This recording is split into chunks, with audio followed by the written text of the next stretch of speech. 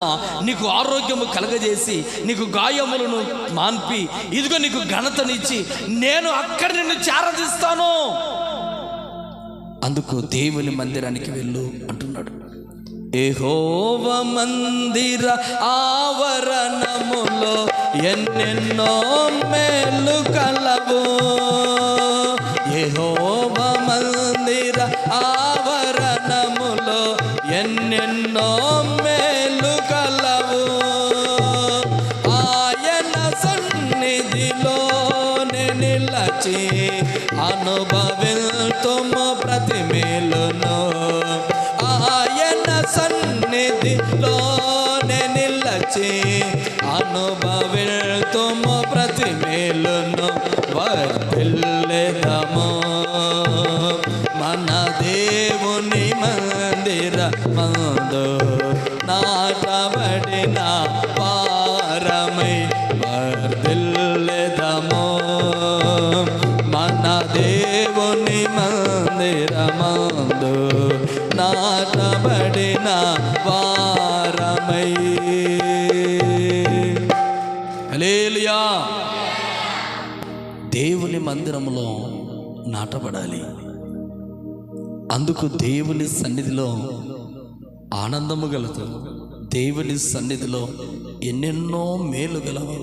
ఆ మేలులన్నీ నీవు అనుభవించాలని ఎక్కడ దేవుడు చేరదీయాలనుకున్నాడంటే దేవుని మందిరంలో నిన్ను చేరదీయాలని కోరుకుంటూ ఉన్నాడు. ఈ రోజున దేవుని మందిరంలో దేవుడు చేరదీయాలని కోరుకున్నాడు. ఒక రోజున దేవుని సన్నిధిలో ఒక చిన్న మాట చెప్తున్నాను. అందరూ శ్రద్ధగా దేవుని సన్నిధిలో మాటలు ఆలకించెదరుగాక. ఆమేన్, ఆమేన్, హల్లెలూయా. ఒక రోజున గర్భఫలము లేని ఒక తల్లిదండ్రులు వెళ్తా ఉంటే ఒక ఆమె పాపను గని రోడ్డు పక్కలో పడేసింది. ఇక్కడ రోడ్డు ప్రక్కన పడేసి వెళ్ళిపోయింది. ఈమె వెళ్తా ఉంటే అక్కడ ఏడుపు వినపడతా ఉంటే చిన్న పసిపాప జన్మనిచ్చి చేరదీసి పెంచి పోషించాల్సిన తల్లి, కసాయి తల్లి నడి బజార్లో పారేసి వెళితే పిల్లలు లేని ఒక ఆమె దేవుడిచ్చిన పాప అని చాలా అపురూపంగా పెంచుకొని చాలా అల్లారుముద్దుగా పెంచి చదువు చెప్పించి చాలా దూరదేశాలకు చదువు పంపిన ఆ తరువాత అక్కడ ఒక అబ్బాయిని ప్రేమించింది. ఆత్మచేపు మాటలు చెవుగలవాడు వింటున్నాడు. మంచిదే, దేవుని మాటలు వింటున్నావు. శ్రద్ధగా కూర్చొని రెండు చేతులెత్తి హల్లెలూయా, రెండు చేతులెత్తి బిగ్గరగా. ఆ పాప వేరే అబ్బాయిని ప్రేమించి తన తల్లి దగ్గరికి వచ్చింది. అమ్మా, నేను ఫలానా అబ్బాయిని ప్రేమించాను, అబ్బాయితో నాకు వివాహం చేయండి అంటే ఆమె ఏడ్చింది. అయ్యో, ఏ తల్లి కన్న బిడ్డనో తెలీదు. నేను పెంచి పోషించి ఇదిగో ఏదో ఏ కుక్కలో నక్కలో తిని ఆ ఏడ్పుకు తట్టుకోలేక చావవలసిన బిడ్డను నేను పెంచానమ్మా. నిన్ను నా కన్నబిడ్డవు కాదు, అయినా తల్లిలాగా నేను పెంచిన పెంపకానికి అందరూ అన్నారు, ఏదో ఒక రోజు నేను కన్నబిడ్డవు కాదు గనుక, కన్న తల్లివి కాదు గనుక ఏ రోజు నీకు నిందలు అవమానాలు తెస్తుంది, జాగ్రత్త అని అందరూ అంటా ఉన్నా నేను ధైర్యంగా పెంచాను కనుక నా గౌరవం నిలుపమని కాళ్ళు పట్టుకొని ఏడ్చింది తల్లి. అయినా తల్లి మాట వినకుండగా వెళ్ళిపోయి తన ప్రియునితో, ఇదిగో మా అమ్మ నా మాట వినడం లేదు,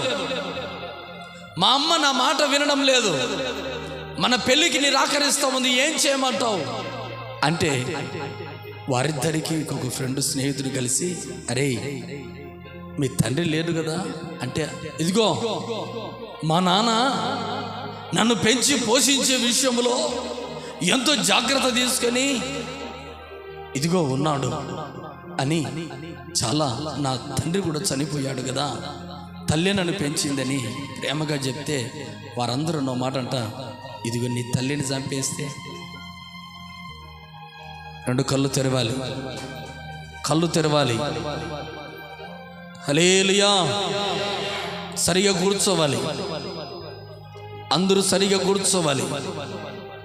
ఒక కొద్ది నిమిషాలు వాళ్ళిద్దరూ అనుకున్న మాట, నీ తల్లిని చంపితే ఇంక ఎవరు మనకు అడ్డొచ్చేది, మీ తండ్రి లేడు, తల్లి ఒకటేగా, తల్లిని చంపుదాం అని ఇద్దరు ప్లాన్ వేసి, ఆమెకు గుండె జబ్బు ఉంది, అప్పటికే తల్లి ఇలాగుందని గుండె నొప్పి చేత హాస్పిటల్ చేరింది.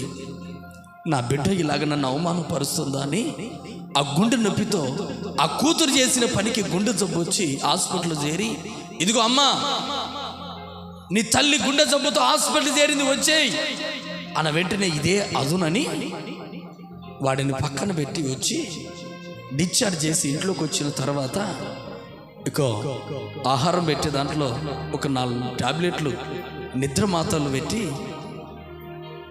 ఆహారం నీళ్లు తినిపించేసరికి ఆ నిద్ర మత్తు చేత తల్లి పనుకొని ఉంటే ప్రియుని పిలిచి తలదిండి తెచ్చి గొంతు నొక్కి చంపేశాడు. చంపేసింది. ఈరోజున దేవుని ప్రియ దేవుని బిడ్డలారా, అదే మాట కీర్తనకారుడు అంటున్నాడు, నా తల్లిదండ్రులు నన్ను మరిచిన దేవుడు నన్ను చేరదీస్తూ ఉన్నాడు. చప్పలు కొడదాం. చేరదీసే దేవుడు నిన్ను చంపేవాడు కాదు, నీకు ఆరోగ్యం కలగజేసేవాడు, నీ గాయములు మాన్పేవాడు, నీకు నెమ్మది కలగజేసేవాడు.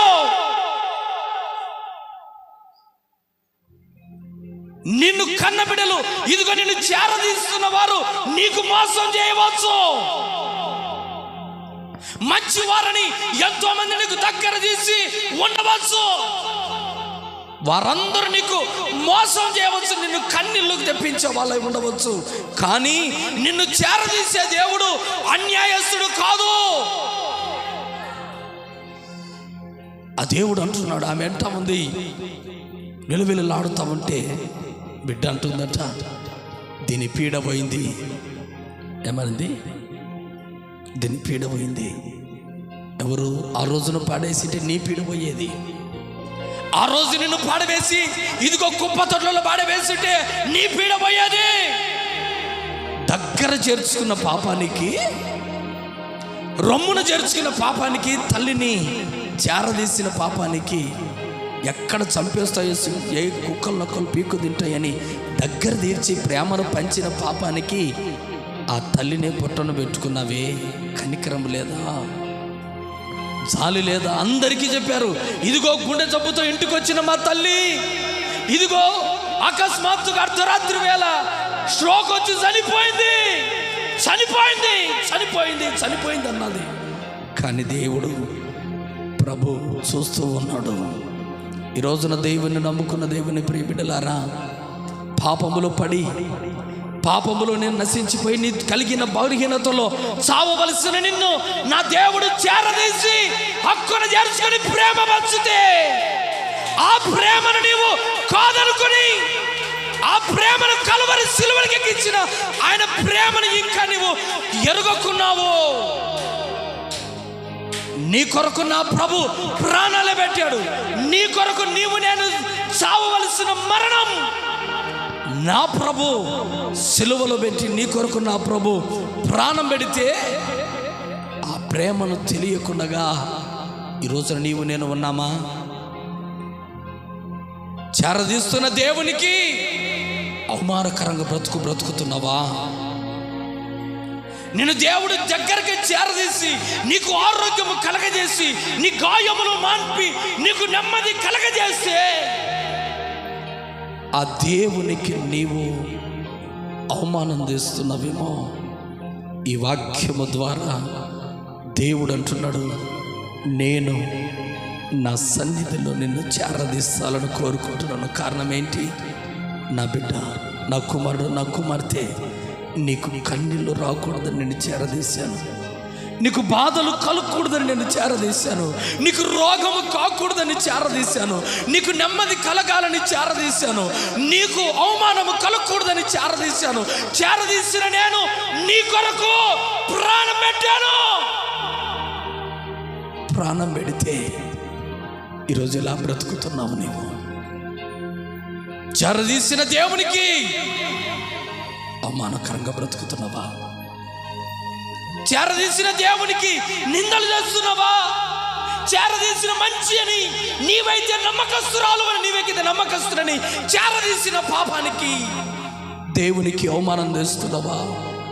ఈ రోజున దేవుని నమ్ముకున్న దేవుని ప్రియ దేవుని బిడ్డలారా, నా ప్రియ దేవుని బిడ్డలారా, నీ ప్రార్థన విన్నాను, నీ మొరను నేను అంగీకరించాను, నీ విన్నపాలు నేను విన్నాను, నీకు ప్రత్యక్షం అవుతున్నాను, నీ హృదయముతో నేను మాట్లాడుతున్నాను.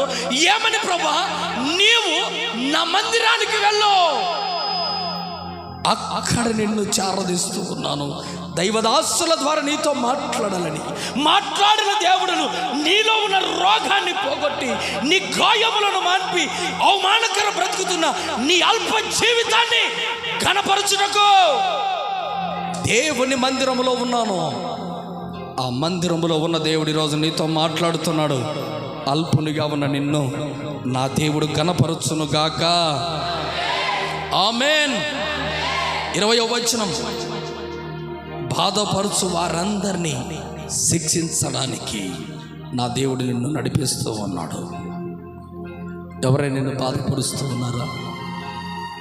నిన్ను ఎన్నో మంది బాధపరుస్తూ, నీ రోగం బాధపరచవచ్చు, నీ బలహీనతలు బాధపరచవచ్చు, నిన్నెంతో మంది కృంగదీయవచ్చు. కానీ దేవుడు అంటున్నాడు, నేను నిన్ను బాధపరచను. నీకు ఏదైతే బాధ కలిగిందో ఆ బాధను నేను తొలగించడానికి నిన్ను బాధపరచు వారిని నేను శిక్షించబోతున్నాను. ఎలా చేరదీస్తున్నాడు దేవుడు? తల్లి ఒడిలో బిడ్డలను లాలన చేసినట్లుగా దేవుడు నిన్ను చేరదీశాడు. దేనికి అంటే నీకు క్షేమము కలగడానికి, నీకు ఆరోగ్యము కలగడానికి. ఈ రోజున ఈ వర్తమానం వింటున్న దేవుని బిడ్డలారా, దేవుడు దేనికి లోకములో నిన్ను ఏర్పాటు చేసి దేవుని సన్నిధికి చేరదీశాడు? దేవుని సన్నిధిలోనికి ఎందుకు చేరదీశాడు? ఎందుకు నిన్ను లోకంలో నుంచి వేరు చేశాడు?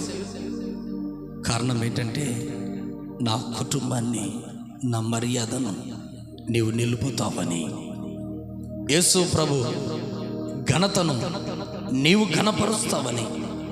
ఈ రోజున ఈ వర్తమానం వింటున్న దేవుని బిడ్డలు, దేవుడు చేరదీశాడు గనుక మనం ఎవ్వరము దేవుని నామానికి అవమానకరముగా లోకములో బ్రతకకుండా జాగ్రత్తగా బ్రతుకుదముగాక. ఆమేన్. హల్లెలూయా, హల్లెలూయా, హల్లెలూయా.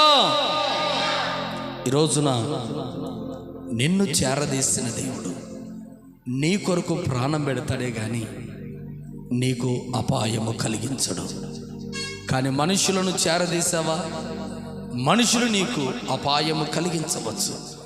కానీ నిన్ను చేరదీసిన దేవుడు నిన్ను అంటున్నాడు, నేను బాగు చేస్తాను. చివరికి ఒక మాట చదువుకుందాం.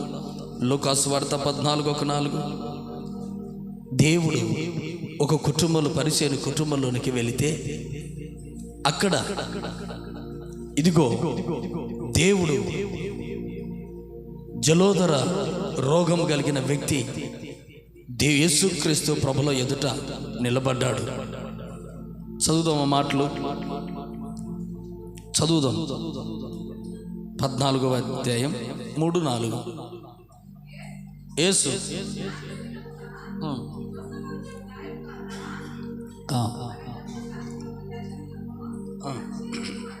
అడుగగా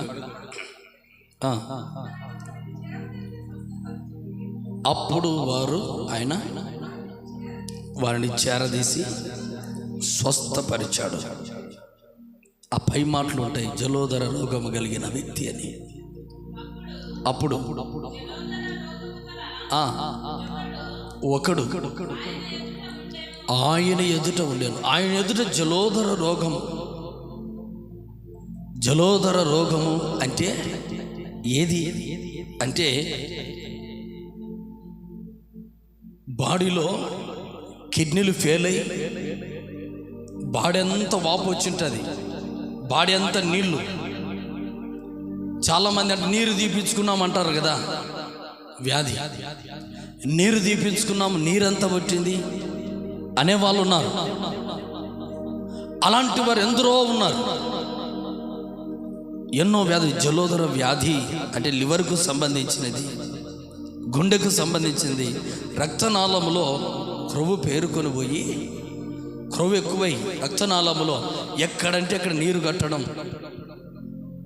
ఇలాంటి వ్యాధులని కొన్ని గ్రంథాల్లో సెలవిస్తూ ఉన్నారు ఈ వ్యాధిని గురించి. కనుక ఇటువంటి వ్యాధులు ఇప్పుడే కాదు, అప్పట్లోనే ఉండేవి. ఇదిగో ఈ సమయంలో అటువంటి వ్యాధి కలిగిన వాడు యేసు ప్రభుకు కనపడ్డాడు. కనబడితే దేవుడు వారిని చేరదీసి వారిని స్వస్థపరిచాడు. హల్లెలూయా. దేవుడు దేనికి స్వస్థపరచడానికి చేరదీస్తూ ఉన్నాడు? ఎలాంటి వారిని?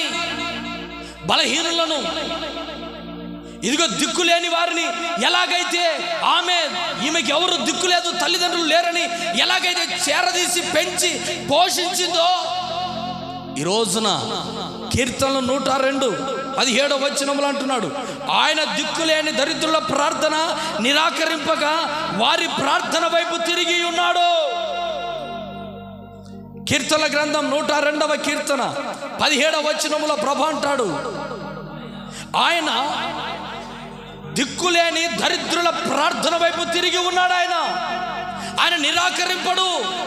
నువ్వు ఏడుస్తే దిక్కులేని వాడిని, దరిద్రుడని ఒకవేళ నువ్వు ఏడ్చగలిగితే ఆయన దిక్కు లేదు, దరిద్రులు లేదని ఒకవేళ నీ ప్రార్థన, నీ మాట ఎవడు ఆలకించకపోయినా దేవుడు ఆలకించడానికి సిద్ధముగా ఉన్నాడు.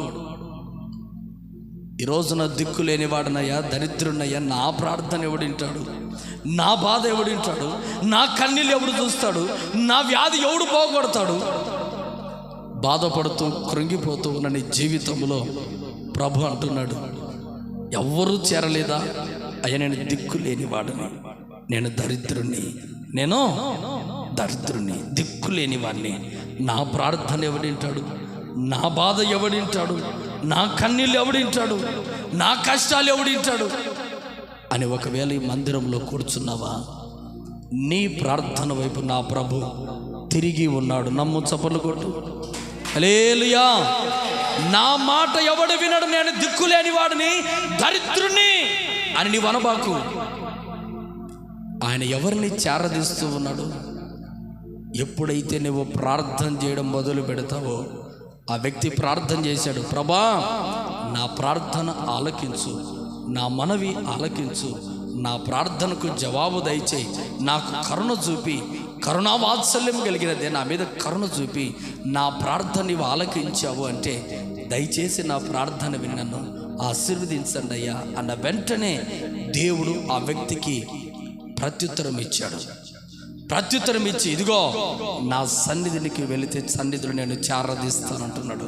ఈ రోజున ఎవరు నిన్ను చేరదీయకపోవచ్చు, నీ పరిస్థితిని బట్టి ఎవరు నీ యొద్దకు రాకపోవచ్చు, నీ పరిస్థితిని బట్టి ఎవరు నిన్ను దరికి చేర్చకపోవచ్చు, కానీ నా ప్రభు అంటున్నాడు, నేను నిన్ను చేరదీస్తూ ఉన్నాను. దేనికి ప్రభువా? ఆరోగ్యము కలగజేయడానికి, నెమ్మది నీకు కలగజేయడానికి, ఇదిగో నీకు స్వస్థత నీకు కలగజేయడానికి నేను నిన్ను చేరదీస్తున్నాను. ఆయన ఎదుట ఉన్న నీవు ఏ వ్యాధిలో ఉన్నావో, ఏ బాధల్లో ఉన్నావో, ఏ కన్నీళ్ళల్లో ఉన్నావో, ఏ కష్టంలో ఉన్నావో, దేవుడు నీ హృదయంతో చెప్పినప్పుడు నీవు మాట వినాలి. దేవుడు ఎలాగ మాట్లాడతాడు? నీ హృదయంతో మాట్లాడతాడు. నీ హృదయంలో ఏదైనా ఆలోచన పుట్టి దేవుని మందిరానికి వెళ్ళాలి, ఈ రోజున ఆరాధన, పరిశుద్ధ దినం అన్నప్పుడు ఎవరు నీతో మాట్లాడుతూ ఉన్నది?